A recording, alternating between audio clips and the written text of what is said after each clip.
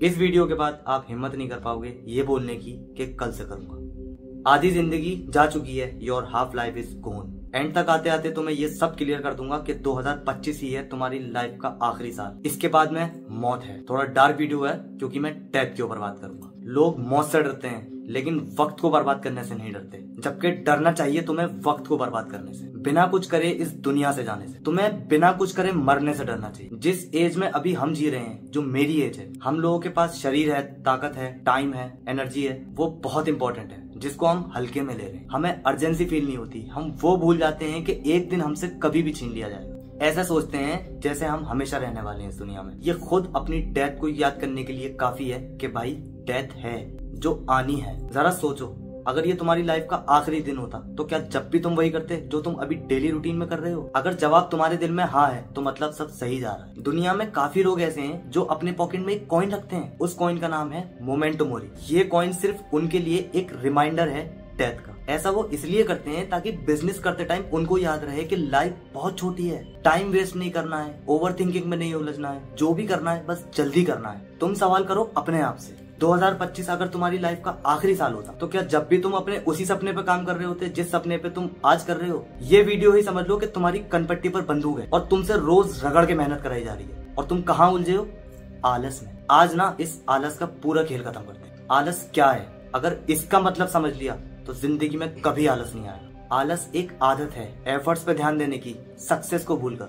फिर से बोलता हूँ, आलस, लेजीनेस, थकान, आराम, ये सिर्फ एक आदत है। जो मिल सकता है, जो तुम अचीव कर सकते हो, जो तुम बन सकते हो, उसको भूलकर एफर्ट्स के बारे में सोचने की। मुझे पता है तुम मानोगे नहीं, इसलिए साबित करता हूँ। इंसान को सबसे ज्यादा दर्द होता है आग में जलने से। दूसरा दर्द होता है जब माँ बच्चे को जन्म देती है। उससे पहले 9 महीने की जो परेशानी होती है वो अलग। एक बार डिलीवरी का पेन झेलने के बाद भी औरत दूसरा बच्चा क्यों करती है? वो एफर्ट को भूलकर जो आग के बाद में दूसरा दर्द होता है, उस दर्द को भूलकर उनका पूरा फोकस होता है खुशी के रिवॉर्ड में। बच्चा होने की जो खुशी होती है वो 9 महीने के दर्द से लेकर पेट चीरने के एफर्ट को भुला देती है। क्या तुम अपने बिजनेस को बच्चे की तरह पैदा करके अपनी लाइफ के सुखों को, जो तुम्हारी लाइफ के एंजॉयमेंट है, जो तुम्हारी गलत आदतें हैं, उनको माँ के पेट की तरह चीर के रख सकते हो? है हिम्मत? डिसिप्लिन का दर्द आज सह लो, वो ठीक है, क्योंकि कल पछतावे का दर्द तुम सहन नहीं कर पाओगे। लाइफ जब तुम्हारी पूरी तरह चीर के रखेगी ना, गरीबी, परेशानी तुम्हारे दिल को पूरी तरह से चीर देगी, डिप्रेशन में डाल देगी ये दुनिया तुम्हें। अगर पैसा नहीं कमाया, अगर अपनी औकात नहीं बनाई, पावरफुल नहीं बने,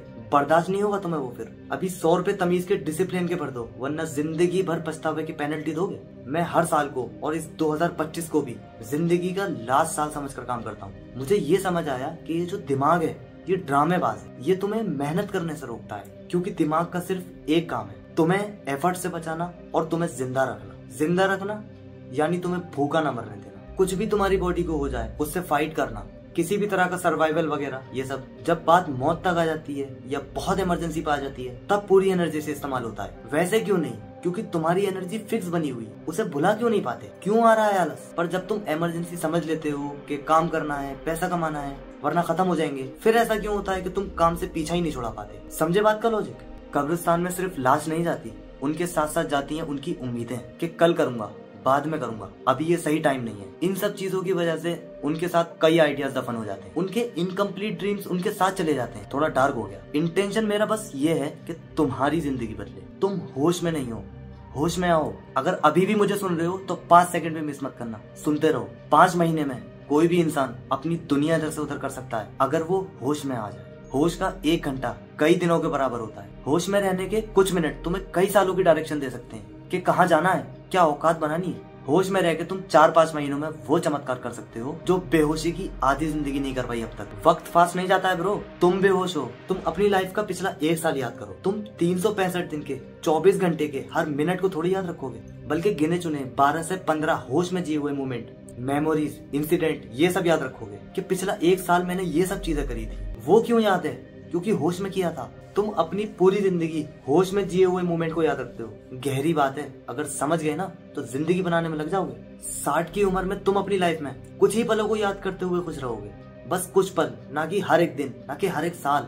इससे आसान मैं कर नहीं पाऊंगा बात को। कुछ अपनी जिंदगी के 100 साल वेस्ट करते हैं, कुछ 25 साल की उम्र में, 27 साल की उम्र में दुनिया पे राज करते हैं। तुम 3 महीने होश में रहो, पूरी लाइफ की गेम पलट दोगे। 3 महीने होश से मेरा मतलब क्या है? Attention, focus, awareness. तुम कितने कॉन्शियस हो, कहाँ तुम्हारा दिमाग है, और ध्यान क्या है?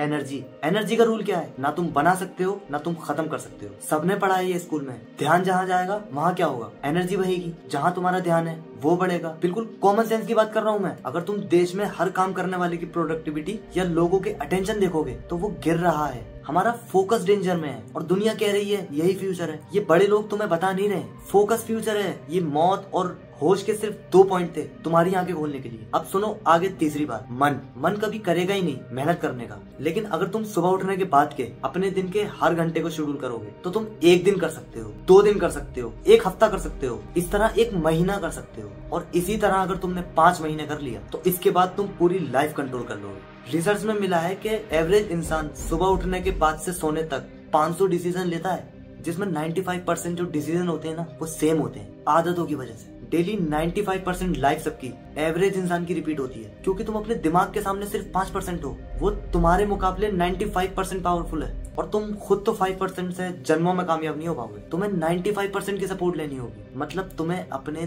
दिमाग का सपोर्ट लेना होगा, सबकॉन्शियस माइंड की हेल्प लेनी होगी। फॉर एग्जाम्पल तुम्हारे छोटे छोटे डिसीजन जैसे खाया पिया सोचा, काम करना है नहीं करना है, ये करना है वो नहीं करना, तुम्हारे छोटे छोटे माइक्रो डिसीजन तुम्हें कामयाब नहीं होने देते, क्योंकि तुम्हें उनकी आदतें होती हैं। वो कुछ नहीं करने देंगे तुम्हें इस उम्र में बोरिंग लग रहा है क्योंकि तुम अपनी आदतों से मजबूर हो। तुम्हें कभी कभी जोश उठता है, कभी कोई मोटिवेशनल रील देख ली या वीडियो में तुमसे रिलेटेड कोई बात निकल आई, तब आता है तुम्हें होश।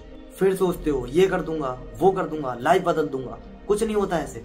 जोश से खुशी जरूर मिल सकती है, फेक कॉन्फिडेंस मिल सकता है, और फेक कॉन्फिडेंस वो धोखा है जो तुम अपने आप को बिना तैयार करे मैदान में जाकर देते हो।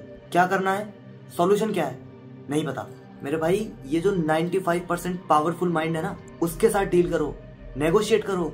दिमाग को जो चाहिए वही दे दो। क्या बात करी थी मैंने अभी थोड़ी देर पहले कि आलस सिर्फ एक आदत है एफर्ट्स पे ध्यान देने की, कामयाबी को भूलकर। तुम अपने दिमाग को रिवॉर्ड भेज दो, एफर्ट्स वो तुमसे अपने आप करवा लेगा। दिमाग को बोलो ये मिलेगा, प्रैक्टिकली करके देखो। कल उठो, अपने रिवॉर्ड के बारे में सोचो, अपना एक ड्रीम बोर्ड बना लो, फोटो लगा लो उसकी, क्या क्या चाहिए तुम्हें। उठते ही जब तुम अपना रिवॉर्ड देखोगे तो फिर दिमाग अपने आप पता लगा लेगा कि कैसे करना है इसको। 95% दिमाग तो तुम्हारे उठने से पहले ही हार जाएगा। वो एक कहावत है ना कि जिसने सुबह जीत ली उसने दिन जीत लिया, जिसने एक दिन जीत लिया उसने दूसरा भी जीत लिया। और एक दिन ऐसा आएगा कि तुम कुछ नहीं करोगे, ये 95% माइंड ही सब कुछ कर रहा होगा। फिर तुम ऑटोमेटिकली वही कर रहे होगे जो एक कामयाब इंसान करता है। और एक बात, जो लोग कहते हैं ना गायब हो जाओ, दुनिया से सिर्फ गायब होना इंपॉर्टेंट नहीं है, वापस आकर दुनिया को हैरान भी तो करना है भाई। और ये बात प्लीज बहुत ध्यान से सुनो, दोबारा बोल रहा हूँ, गायब होना इंपॉर्टेंट नहीं है, वापस आकर सबकी बोलती बंद करना इंपॉर्टेंट है। देखो भले ही तुम लोग समझो या ना समझो, मैं तो बोल के चला जाऊंगा, फंसोगे तुम। मैं नहीं चाहता कि तुम लोग फंसो, इसलिए रिक्वेस्ट भी कर रहा हूँ। तुम्हारी जिंदगी क्या है? एक मूवी है। राइटर कौन है? तुम खुद। तुम कितने ही गायब हो लो, ड्रामे कर लो कि कम बैक कर रहा हूँ, लेकिन 31 दिसंबर के दिन क्या फिनिश होगा उसके लिए आज प्लान करना होगा। क्या, कैसे, क्यों, ये सब कुछ तुम्हें लिखना होगा। और गोल्स को लिखने की पावर क्या होती है? अगर तुमने उसको लिख लिया तो समझ लो तुमने उसको 50% अचीव कर लिया। लेकिन अगर तुमने उसका एंड प्लान नहीं करा कि सीक्रेट मिलने के बाद क्या करना है, फिनिश कैसे करना है, प्लान करो उसके लिए, वो रियल सक्सेस है। गायब तो दुनिया हो रही है, अब तो कॉमन हो गया है गायब होना।